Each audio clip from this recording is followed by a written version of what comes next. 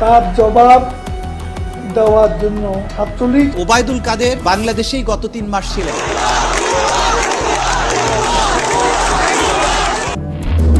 দেশ ছাড়ার আগে দলীয় নেত্রী শেখ হাসিনার সাথেও যোগাযোগ করেছিলেন তিনি, তবে সেখান থেকে সবুজ সংকেত পাননি বলে গণমাধ্যম জানাচ্ছে।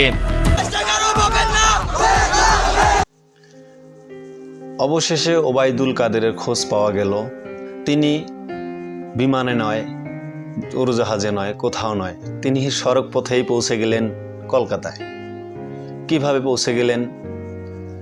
5 আগস্ট শেখ হাসিনা সরকারের পতনের পর থেকেই তিনি লাপাত্তা, তার কোনো খোঁজ ছিল না। সব দিকে জল্পনা কল্পনা তাকে নিয়ে হয়েছে। অবশেষে জানা গেল দেশেই ছিলেন তিনি গত 8 নভেম্বর শিলং হয়েই ভারতের কলকাতায় পৌঁছে যান। কিন্তু এই 95 দিন কোথায় ছিলেন? চলুন দেখে আসি। যত রাজাকারের বাচ্চারা নাতিপুতি হলো ভেদাভেদ, তাই না? ছাত্র জনতার গণ অভ্যুত্থানের মুখে অবস্থা বেগতিক দেখে দেশ ছেড়ে পালিয়ে যান আওয়ামী লীগের অনেক নেতামন্ত্রী। পালাতে গিয়ে গ্রেপ্তার হতে হয়েছে হেভিওয়েট উপদেষ্টা মন্ত্রীদের। এমন বাস্তবতায় আত্মগোপনে চলে যান অনেকে। তাদেরই একজন আওয়ামী লীগের সাধারণ সম্পাদক ও সাবেক মন্ত্রী ওবায়দুল কাদের। 5 আগস্ট শেখ হাসিনা সরকারের পতনের পর থেকেই লাপাত্তা হয়ে যান তিনি।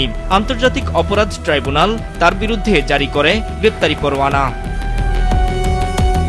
শেখ হাসিনা সরকারের পতনের পর থেকেই আলোচনায় ছিলেন তিনি। ওবায়দুল কাদের কোথায় আছেন এই নিয়ে জল্পনা কল্পনা কম হয়নি। এতদিন পর জানা গেল দেশেই ছিলেন তিনি। বিভিন্ন গণমাধ্যম এমনটাই জানাচ্ছে।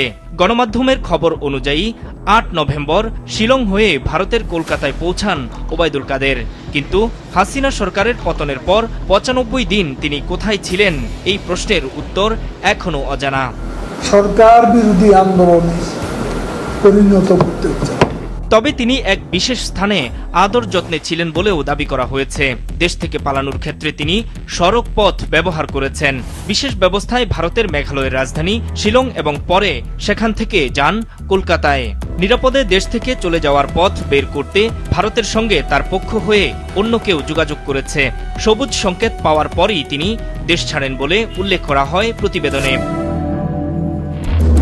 দেশ ছাড়ার আগে দলীয় নেত্রী শেখ হাসিনার সাথেও যোগাযোগ করেছিলেন তিনি, তবে সেখান থেকে সবুজ সংকেত পাননি বলে গণমাধ্যম জানাচ্ছে।